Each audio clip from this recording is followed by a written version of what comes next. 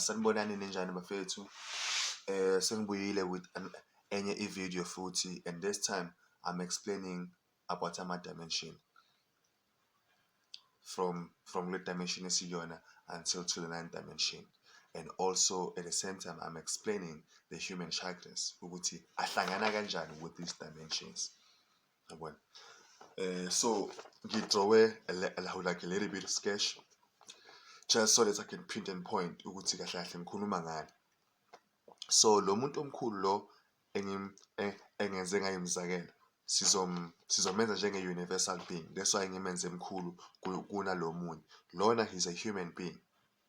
So now ama-dots aphakathi nendawo atshengisa ama-chakras akhe, and then na-universal being, le universal being le nawo amalokujana ama-dots atshengisa ama-dimensions. Shuthi thina like singabantu abaphila la emhlabeni kule realm esiphila kuyona, shuthi singabantu abakwazi ukuthi sibe na 7 existence simultaneously nalesiphila kuyo same time. Ngichaza ukuthini mangisho kanjani?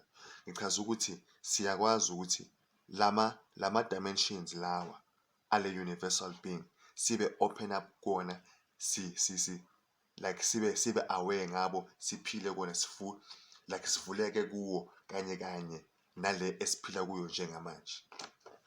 Okay, lo he's a human form.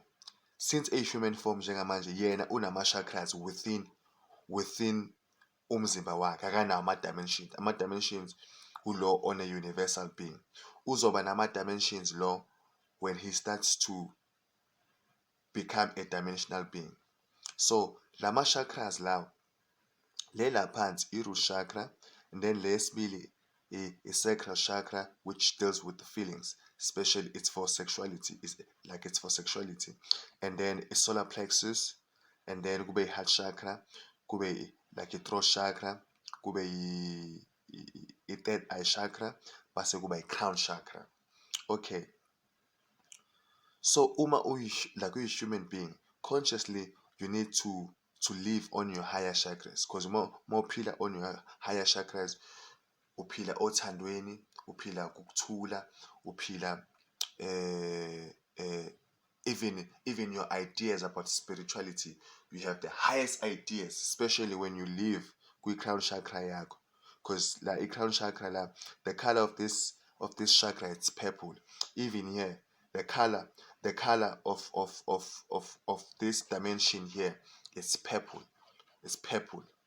Even this color of this chakra, ababiza a crown chakra, it's also purple, because it's a highest form of consciousness. It's love, it's peace, it's harmony, it's royalty. That's why there's purple there. It's royalty.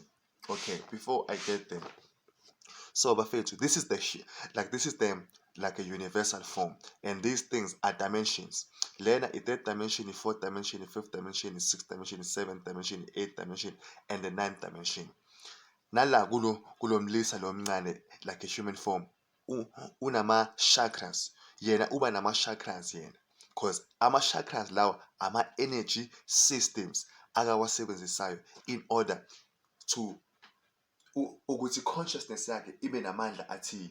So i-consciousness yakhe mayizophila kuma-chakras alower, lowo muntu loyo, it's more of mayiphila ku-root chakra, it's more of i-survival. Ucabanga ukuthi-ke, how I'm gonna survive in this realm. Umuntu mayiphila kwi-root chakra. Kanti mayiphila ku-sacral chakra, he's more of a sexual being. He's more of ama feelings, but like towards intimacy and sexually. And then i-solar plexus yona, i-solar plexus lo muntu useyaqala manje useyakhuphuka. Kwi-solar plexus kune-oil ezalwayo kuyo. Le oil le, it rises up iziyoshayela kwi-pineal gland. Mayishayela kwi-pineal gland ihlangana ne-pituitary gland. I-pineal gland ine electrical signal. I-pituitary gland ine magnetic signal. Those two things, they go down kwi-pingala.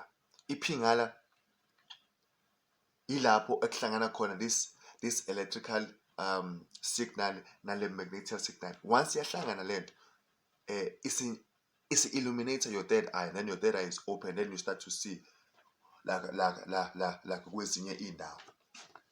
Okay, before we go there, so this human form uphila la shuthi njengoba lo muntu universal being, lo muntu unama existence lawo thina as consciousness that we need to travel so that we can understand the whole light. We can understand the universal being with what's going on within the light and the universe. So thina as human beings siphila la kwi-root chakra. So lesi space lesi esiphila kuso thina njengamanje i-root chakra yalo mlisa lo. Ingakho kuthiwa lesi sidalo lesi iy'nyawo zazo zila. Vele thina siphila kwi-lower existence of this being, which is the root chakra. So uma sesikhuphuka siya kwi-fourth dimension, sesiphila kwi-chakra engaphezulu from the root chakra. Shuthi sesiphila kwi-dimension engaphezulu manje from kule ebesiphila kuyo. Sesiphila kwi-oversoul dimension. Shuthi indlela oba yiyo mongena kwi-fourth dimension uba i-oversoul towards the space. Lesi space lesi esisibukayo njengamanje. So wena ma uclimber uza kwi-fourth dimension, usungena kwi-space esisha, you're becoming a moon now. Usuba i-oversoul towards this space. Shuthi wena manje lesi space lesi esikuso njengamanje, like the physical form, usunenye view ngaso. Awusasu umuntu osibukela from within. Kepha manje lesi space lesi ususibukela from outside looking in. Mawubheka nje imuni ukuthi imuni iyini la kuthini. Because mawuthi uyayibheka uyayibona imuni is only orbiting around the planet. The moon nje ihlangane nathi because like the moon is telling us ukuthi kule star being esikusona, this star being has a soul, and the moon is the soul of this star being. I'm not talking about the universal being, but I'm talking about the star being. So the moon is the soul of this star being that we live in. Okay. Base siyakhuphuka futhi siya kwi-fifth dimension. This is the fifth, like the fifth dimension. I-fifth dimension yona ifana njengokuthi manje usuyi-being esiphenduke umhlaba, the planet, the whole of the planet. Mawukulapho-ke kuleyo dimension leyo uba umuntu okugcwala uthando. Yini eyenza ukuthi ugcwale uthando kangaka mawufika kule dimension le as umhlaba or a planet? It's because mawufika la usuke ubuka i-sixth dimension, usuke ubuka the sun consciousness over you, and the sun consciousness at that time isuke shining the sun rays, like ukhanya kwelanga kusuke ukushaya wena as a planet at that time. So the feeling osuke uyithola of love and joy and peace isuke ikhona at that time and moment, because when you are receiving the energy from the sun. You understand? And more receive the energy from the sun, when as a planet is ilanga likunikeza le energy yothando and harmony and peace towards the species and everything that is going on with physical form. In physical form, the people within the physical form abawuhloniphi umhlaba, abawuphathi kahle umhlaba. Kodwa umhlaba, because of ukuphila kwakho akuqhamuke from kuthini, kuqhamuka from the source, which is the sun. Akayekeli ukuqhubeka asithande, asinikeze impilo, ngoba lo muntu siphila kuyena, i-planet sihlala kuyo phakathi, siphila kuyena. Yabona? So like the more yena i-planets receive the sun, because ubane thina sikho within this planet, bekuzoba nzima thina ukureceive like a proper sunlight le esifanele thina as humankind. Kodwa ngendlela yokuthi manje we are living within the one, which is the planet. the oxygen and all the gases that are within the space, ile planet le ewabambayo ukuthi thina angas-inhale because they are too much for us. Kodwa le planet iyakwazi ukuthi lama gases lawa and even the sun rays awabamba awatraphe kuwo lo mzimba, then asinikeze thina okufanele, asinikeze the right amount of oxygen, isinikeze the right amount of nitrogen, isinikeze like the right amount of the sun rays. Uyabona kahle kahle, all these bodies, all yonke le mzimba imzimba like it's a body of water. Even this body le engikuyona njengamanje, it's 70 to 80% of water. Even the planet Earth, it's also 72. Yabona, so all these like le mzimba le olebele like uyikhuphuka, it's all made out of water. The difference ukuthi the more you climb a certain dimension, akubi manje kube like liquid water, kuyashintsha kube gas, like an oxygen and a nitrogen, because those two things, when they come together, they create water. So everything is yonke le mzimba le, it's made out of water, ikhandwe ngamanzi. So uyakubona ukubaluleka kwamanzi, ukuthi amanzi kahle kahle ayini, ayimpilo yayo yonke into. Okay, then we are climbing to a sixth dimension. A sixth dimension, you are becoming a star. Usuphenduka manje ilanga manje. Usuba yilanga, usuba inkanyezi. Uyabona?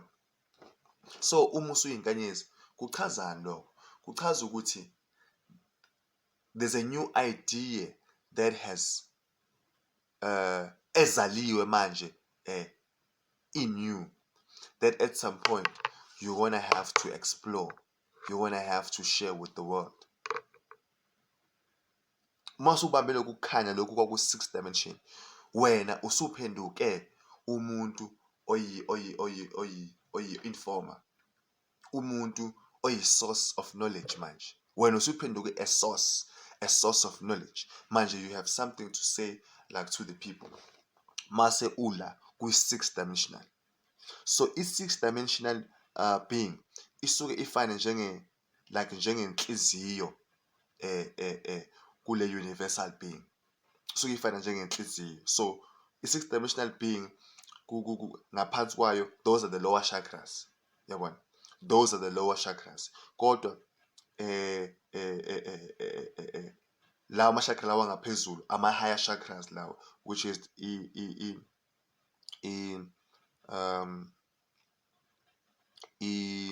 the throat chakra, the third eye chakra, and the crown chakra, which is the seventh dimension, the eighth dimension, and the ninth dimensions.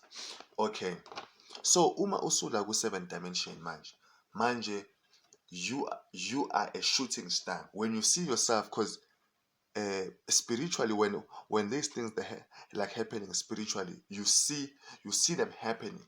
You see yourself as a star. Ku sixth dimension nje usuke uyilanga, uyinkanyezi straight.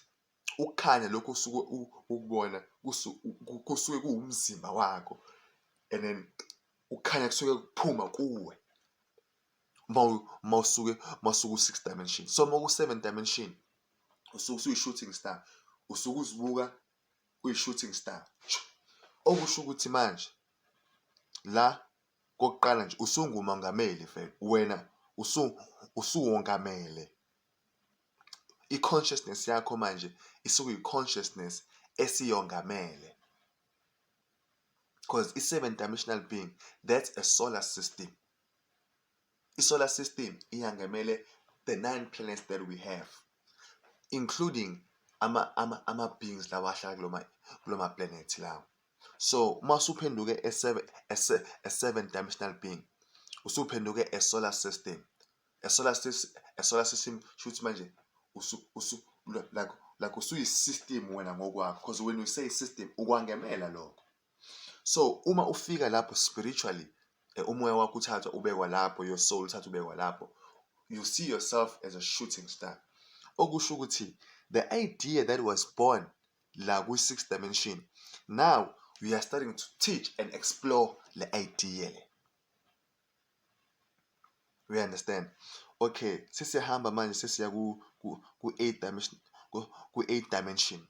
Uma ufika ku-eighth dimension, usune galaxy consciousness. What is a galaxy consciousness? I-galaxy consciousness, okay, ake siqale nje explain ukuthi i-galaxy yini. I-galaxy yilanga elikhulu elikhanyayo, leli elinikeza ukukhanya lezi zinye izinkanyezi, lezi izinkanyezi around leli langa leli elikhulu. Ngoba le nkanyezi sikuyona njengamanje yilanga, kodwa ukukhanya kwalo leli langa leli ikuthatha from the galaxy, from ilanga leli elikhanyisela zonke izinkanyezi lezi ezikhanda igalaxy. So wena masufika la as a spirit ufika ku-9 dimensions, futhi wena usuwaqede wonke lama spaces, because within the 9 dimension there's 3 spaces. Okay, esokuqala ispace isiphi? It's the one that like the human form. Esesibili spent like the star realm. And then the other one yilesi osuke, because maku-9 dimension usuke ubuka the ruler of the whole light. So maku-8 dimension usuke ufana njengomuntu othatha like information from the higher consciousness, which is the universal consciousness. Uthatha information lapho or messages, wena uthathe uzilethela lawo messages lawo. So uma i-8 dimensional being, usunaleyo ability lawo as a soul, as a spirit, because i-soul spirit is traveler. Angithi mina physically I'm here, but my soul can travel iye la ku-9 dimension or ku-10 dimension or whatever dimensions. So mase uyi-8 dimensional being, usukwazi wena ukuthatha i-information le phezulu uyilethela phansi. Okay, uma usuyi-9 dimensional being, now you are becoming usuyi-crown chakra manje. Crown chakra usukubukhosi. Wena manje usuyinkosi ngoba this whole being wena usuvele waphenduka yona. Usuyilesi sidalwa lesi manje. Yonke into isiphila within you. Konke ukukhanya manje it's within you. Wena co-ruler with the universe now, like to rule the light. La kwi-crown chakra, these are the kings of kings, because la kwi-6 dimensional beings, ama-6 dimensional beings, ama-kings now, because these are the stars. So bangama-kings into the planet, bangama-kings into us, like human forms, like right here, because Tina as human forms, we receive life from the sun. So the sun is the king. Kodwa when you travel until you get to the 9th dimension, when you are no longer a king, kodwa manje you are the king of kings. We understand? So lo muntu lo mncane lo ama energy systems la, the way mina I see this sometimes, I feel like ukuthi lo muntu lo njengoba la naye needed indlela akazoyi-understanda or some certain energy systems akazowasebenzisa in order naye to maneuver la njaneni, same as lo muntu lo, ngoba lento i-act as one person. So once waba universal being, there's no need for you manje to live too much kuma lower chakras akho, because manje we are ruling the light manje.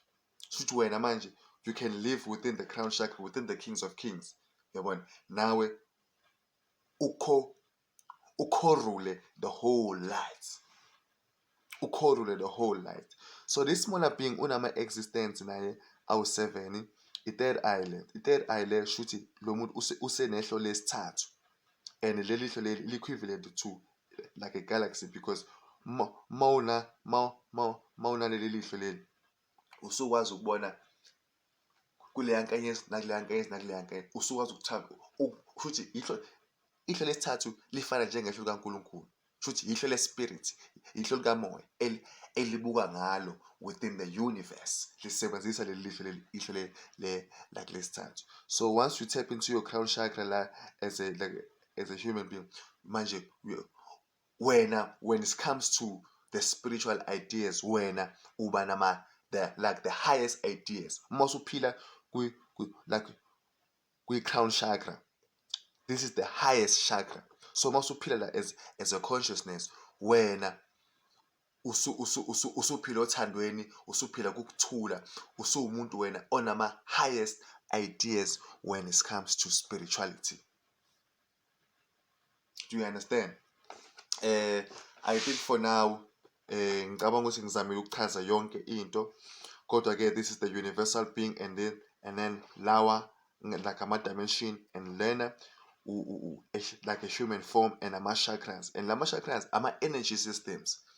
Your consciousness need ama-energy systems, because i-energy system iyazi ukuthi consciousness when I'm in this energy systems, this is how I'm gonna behave, this is how I'm gonna live my life. Yeah. So next time when we come back, guys, we're gonna be talking about the three heavens, which is the first heaven, the second heaven, and the third heavens. So like explaining like ngendlela yakhona, and then cause kule universal being akhona lama three heavens lawo, kodwa ngidecide ukuthi okay, let me just do a separate video for these like three heavens. So bafethu nibe nesikhathi esimnandi, ngizonibona like to the next video. Thank you so much.